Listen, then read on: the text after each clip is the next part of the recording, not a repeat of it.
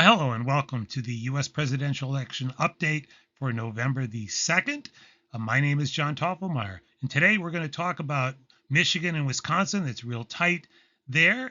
We're going to go over the leads for Trump in North Carolina, Pennsylvania, and Georgia, and it's beginning to look real secure for Trump in Nevada and Arizona.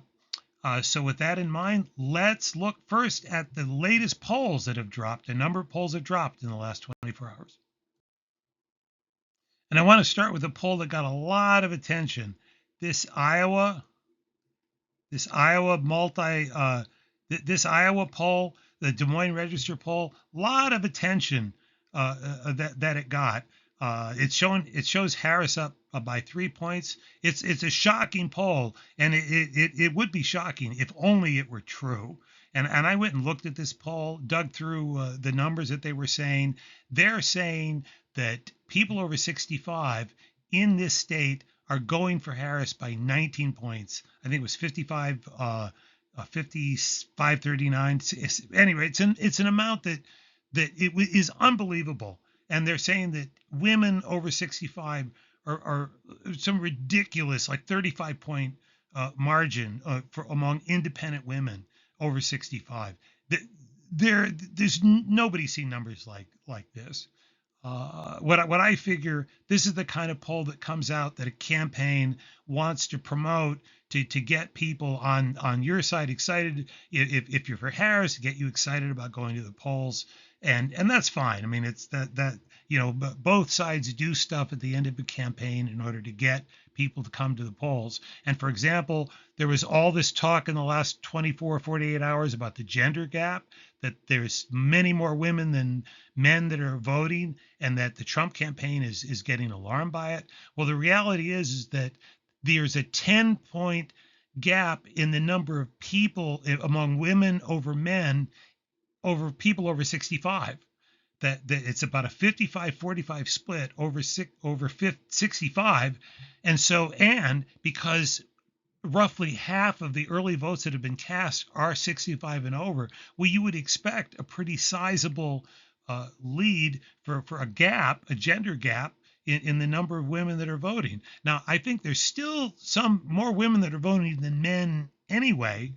And probably what I figure that story, I think the Trump campaign put that story out because they wanted to gin up the male vote, get men excited, and they run them to the polls. So these are the things that happen at the end of a campaign that you really don't want to get.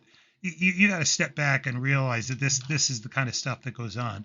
But let me go over a number of these other polls, some very important stuff and you can see most of it is by this Atlas Intel, this organization. They've been doing a lot of polling. I've gone deep into their numbers. I think they might. When I look at their numbers, I think there's maybe a slight overestimation of Trump overall in the way that they're doing these polls, but I think they're pretty solid. And you look at these numbers; these are all in these Atlas Intel. Got Wisconsin Trump +1, Michigan Trump +2, Pennsylvania Trump +2, North Carolina Trump +4, Georgia Trump +2, Arizona, Nevada, and this is interesting. This is where I think it's real interesting.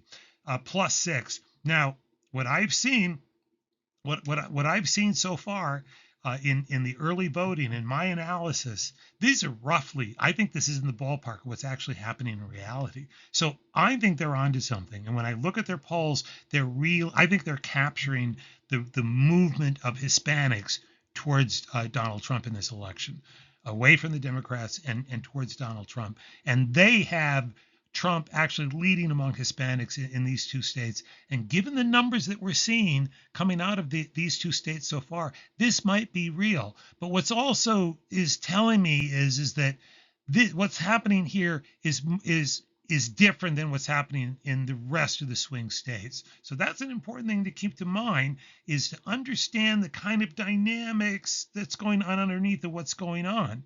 So now, with that in mind, let's turn to the overview of the national situation in the race as of November the 2nd today. And we have Wisconsin and Michigan This is where it's real tight.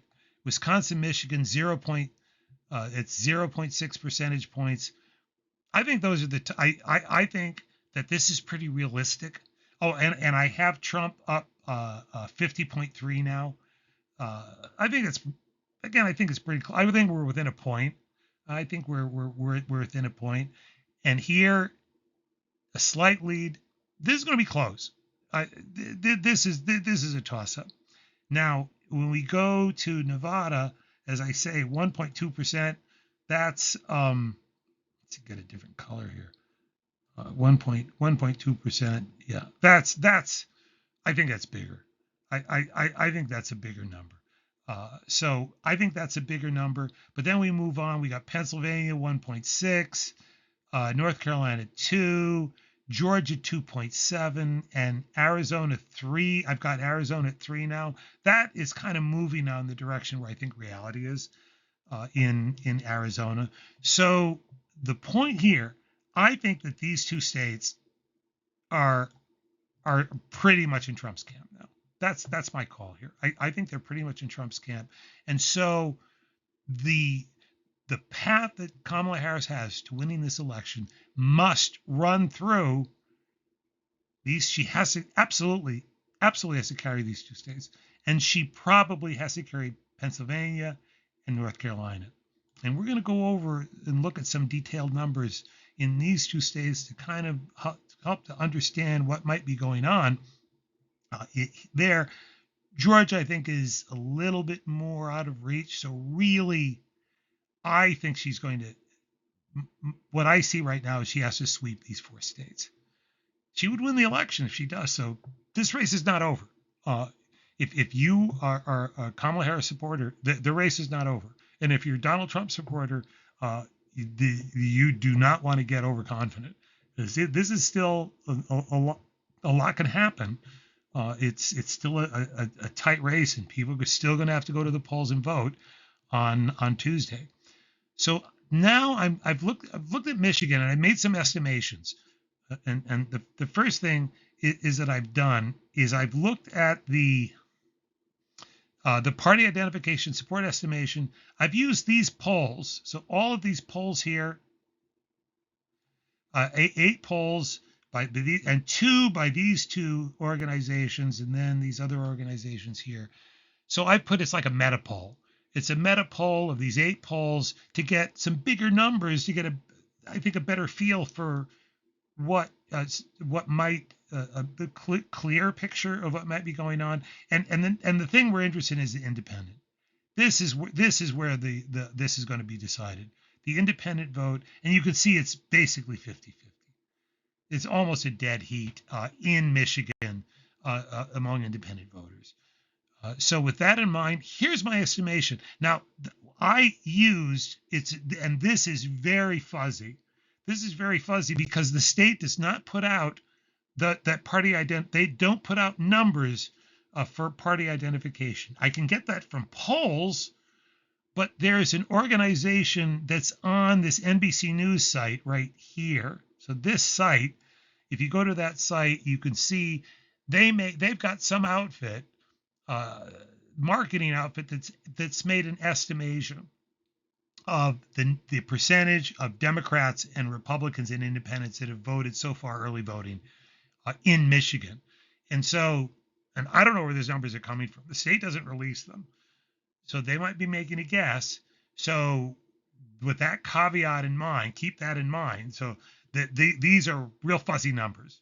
They're very fuzzy. But with that, I've got Harris up by about 46,000 votes. So 46,397 to 351.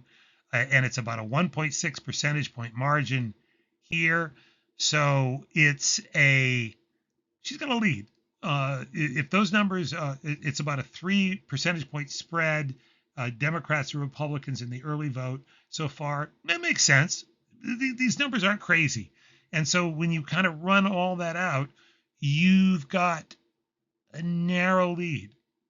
It's a narrow lead. It's going to be tight. I still think it favors Trump, but that's tight. I'm going to go over more on Michigan tomorrow. And tomorrow and Tuesday, as we wrap up the swing states, so to get more of a flavor of what I think is going on in the state. Now, Wisconsin, I don't have any numbers on that yet, but I'm going to get to that too. But that'll be tomorrow. North Carolina, I want to go over this. I think this is absolutely fascinating what we're seeing here, because it's just an absolute dead heat among the Democrats, Republicans, and Independents. 32, 33, 34. I mean, it's just an incredibly narrow margin. Republicans have a slight lead, just about 50,000 in terms of total votes cast. So you can see, look at the numbers here. We're over 4 million. This is a large percentage of the total votes that are going to be cast here, have already been cast and are going to be cast by election day. So we're beginning to bake what's going to happen. Now, I've got Harris leading independents here. I've used a meta poll of 5 polls. I'm going to update that. So we may have some different numbers tomorrow, but this is what I have right now. My statewide vote up estimation. I think Trump is up because the Republican spread, it's very slight. It's only about a 1.2 percentage point margin. It's not big. And I think he's got the edge. Remember, I said I think he's going to be ahead by 2 points when all is said and done. So he's got a margin here, but it's going to be tight. And the big picture, it's those independents, a huge independent vote. So, we'll have to see. We'll have to see. And if it's any swing, any more of a swing towards Harris, she can win this state. So she can win it. And what we're going to see in Pennsylvania, early. This is my early voting estimate as of yesterday, November the 1st. I've got her leading by about 330 some thousand in the early voting so far. So it's a good sizable lead. She's got about a 19-point lead. The difference in the dynamic here,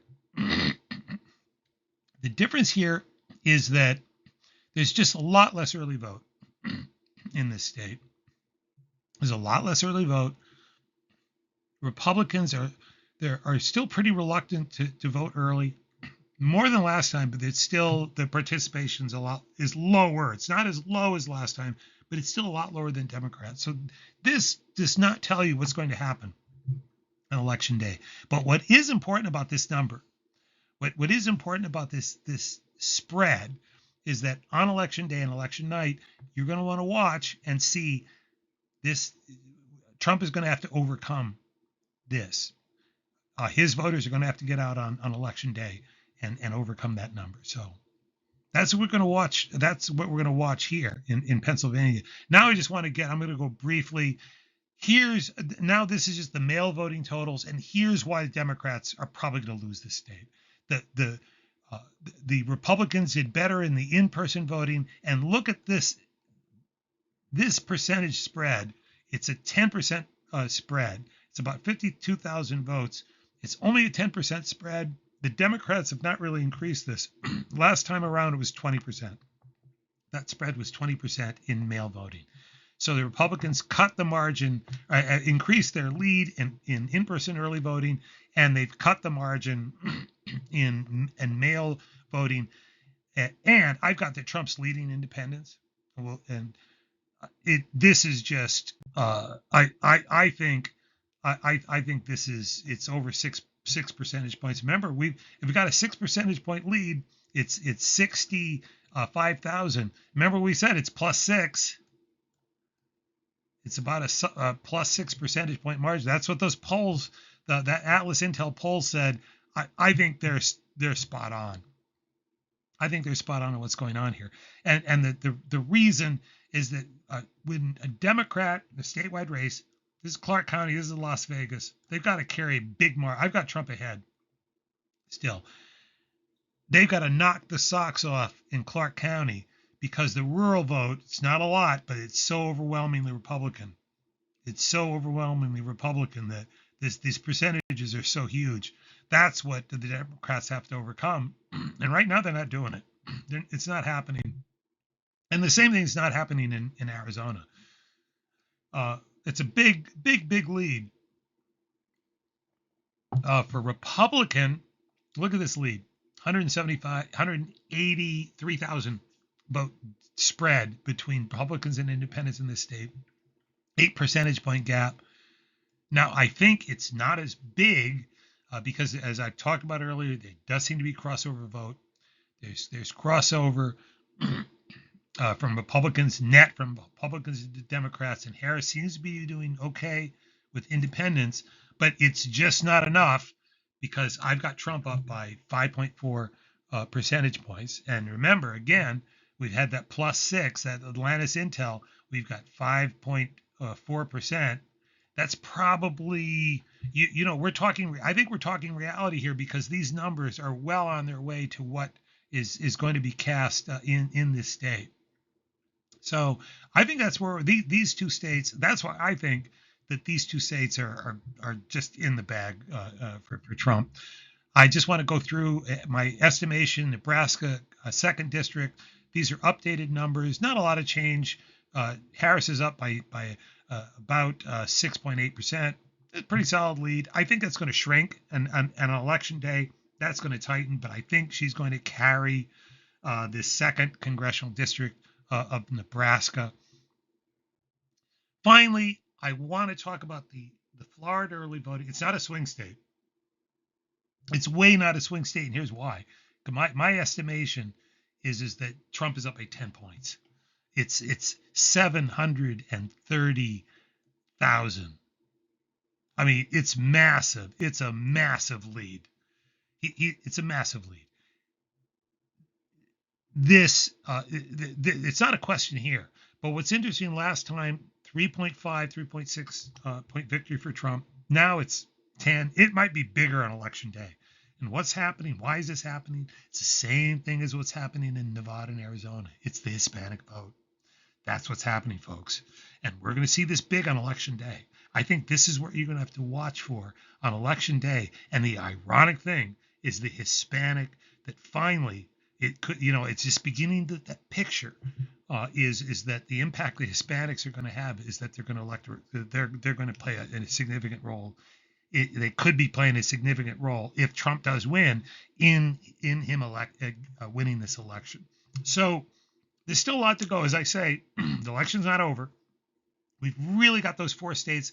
I'm going to be really focusing Wisconsin, Michigan, Pennsylvania, and North Carolina. That's going to be the real focus of attention for the next couple of days, because that's where, if Harris is going to have any chance, that's where she's going to have to come back. So if you like this video, please like and please share this.